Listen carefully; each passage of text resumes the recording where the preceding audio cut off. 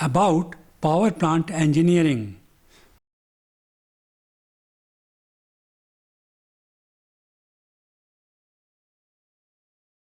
By Professor Sudhir Kumar Saxena. Energy and its sources 1. Namaste friends. Power plants are a source of electricity. Electricity is energy in electrical form and therefore it is also known as electrical energy. It plays a very important role in our lives. If you look around, light bulb, fan, heater or air conditioner in your room, your computer and so many other gadgets require electrical energy to run. This should make you realize the importance of electrical energy. The fact is that energy in electrical form or electrical energy is the most sought after form of energy. Energy can neither be created nor it can be destroyed is a known fact. It can only be converted from one form to another by suitable means. Nature has provided us with various sources of energy, be it in the form of sun, wind, or even ocean waves. In our culture, we consider sun, wind, and ocean as God. The reason is that these are sources of energy, and therefore our ancestors considered them as God and prayed them. Modern civilization has realized it lately and is exploiting these sources of energy. Then we have fossil fuels. Science defines fossil as preserved remains, impression or trace of any once living being. Fossil formation took millions of years. Coal and crude oil are considered as fossil fuels. These have been formed by the process that took millions of years.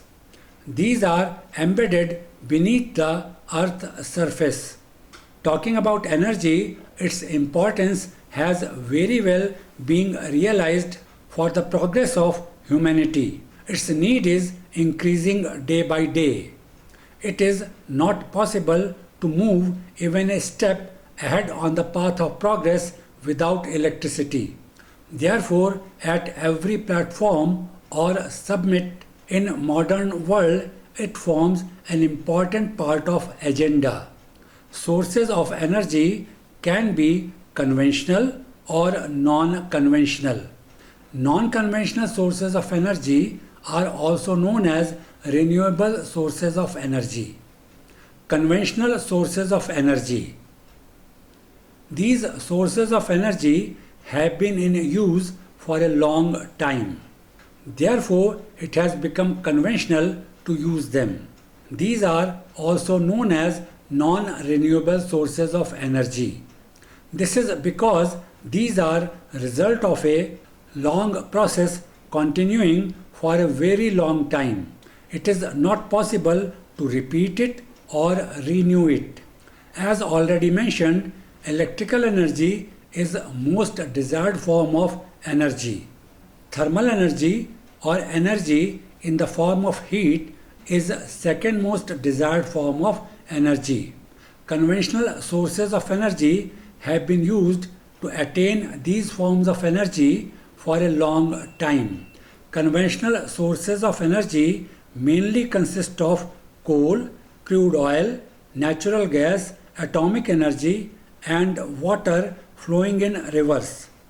Water flowing in rivers is a source of energy as it possesses kinetic or mechanical energy. It is included in conventional sources of energy as it is being used since long to fulfill requirement of energy. It is in spite of the fact that it is a renewable source of energy. Coal. It is a fossil fuel in use since Industrial Revolution. Industrial Revolution occurred between a period of 1760 and 1840 AD. It was beginning of using machines to make goods. This enhanced demand of thermal energy manifold, and coal was the promising source. Chemical energy possessed by coal is converted into thermal energy through the process of combustion. Combustion is a chemical reaction. Coal formation occurred through a very long process spanning hundreds and thousands of years beneath the surface of Earth. This process cannot be repeated, and therefore we have a limited stock of coal available. The coal reserves in India are estimated to be 361 billion tons. Air pollution in recent times has become a major health concern throughout the world. Burning of coal causes air pollution due to smoke it produces. It has fine particles of fly ash, which is a big health hazard. In addition, huge amount of solid waste is produced in the form of ash and sludge. Sludge contains arsenic, mercury, and other heavy metals that are harmful to all living beings. Coal has become largest contributor of carbon dioxide in atmosphere. It causes greenhouse effect. Greenhouse gases absorb heat being radiated from Earth's surface. This causes increase in Earth's surface temperature. The increase in temperature has been 0.18 degrees Celsius per decade in recent times. This is mainly responsible for climate change and is a matter of huge concern. Using coal as fuel is being discouraged throughout the world. In near future, it seems to be difficult, but it has to be taken seriously as human well-being cannot be sacrificed for development. Crude oil and natural gas. Natural gas is a byproduct that we get while extracting crude oil. Crude oil in refined form is used as fuel in power plants. Natural gas is also used as fuel.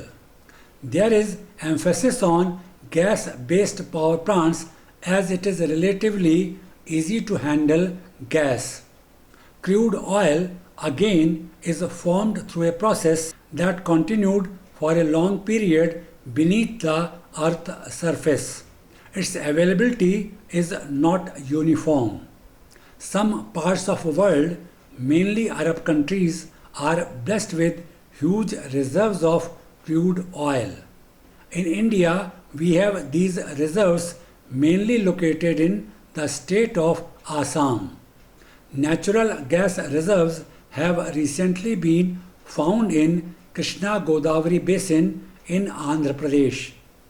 There are some reserves of natural gas in the state of Gujarat also. Sea has proved to be source of crude oil and natural gas in the past few decades. Offshore exploration has become possible due to modern technology. There are a number of offshore projects going on at present. Atomic energy. This is also included in conventional sources of energy. Here, uranium or thorium are used to produce atomic reaction or nuclear reaction. Atomic reaction is exothermic in nature. This means that heat or thermal energy is released during reaction. An atomic reaction produces tremendous amount of thermal energy. Because atomic or nuclear reaction is responsible for this energy. Therefore, it is also known as atomic or nuclear energy. Atomic reaction is accompanied with radioactive radiation. Residual products of reaction are also radioactive. If any living being is exposed to this radiation, it is very harmful, as this radiation causes harm to human beings, animals, and plants. In other words, it has very bad effect on flora and fauna. This makes it necessary to have safety measures in atomic power plants. As already mentioned, residual waste of atomic reaction is also radioactive, and therefore it should be disposed of properly to avoid radiation. Water. Since long, human beings have been using water flowing in rivers as a source of kinetic or mechanical energy. Later, it was used to produce electricity through hydropower projects. Actually, hydropower projects are multi-purpose projects. Power plants producing electricity are a part of these projects.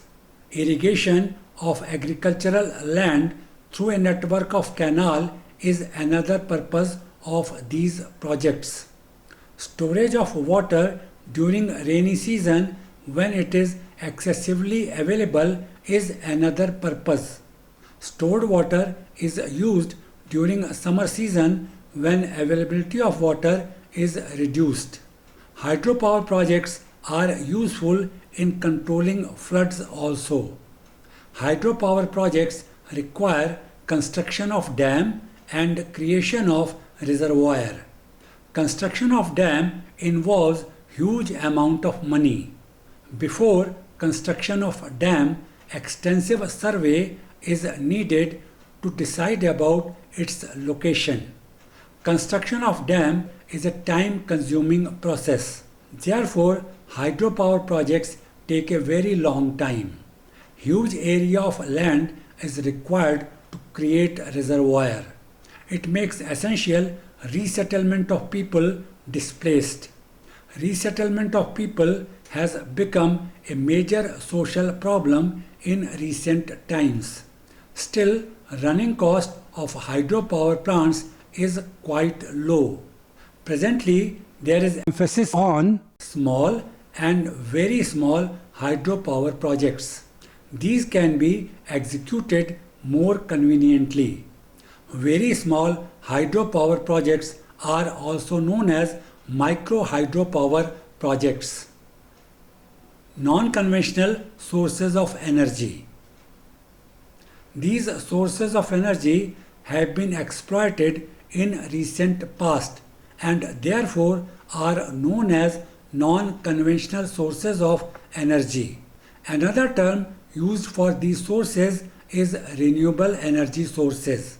This is because these can be used repeatedly or can be renewed.